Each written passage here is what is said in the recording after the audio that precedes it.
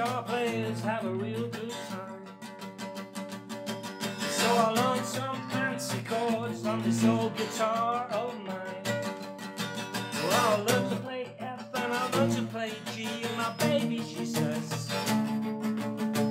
that just don't do much for me. So I learned rock and roll on my old guitar, twanging like Hank Marvin, he was such a star. And while I try to be cool and I try to be endearing, and my baby, she says, can't you play like Ed Sheeran?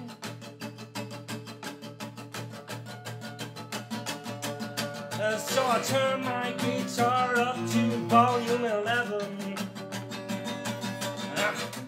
and I learned the stairway to heaven. I was flying up the fretboard like Jimmy Page, and my baby, she says,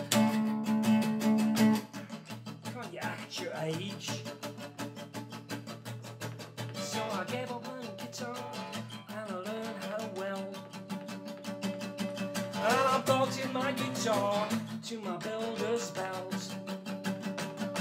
And now my baby, she goes crazy. She says, oh, just do it one time for me. So I whirl and then I twirl. She says, baby, you changed my world. Then I whirl and then I twirl. She says, honey, 2 times for me.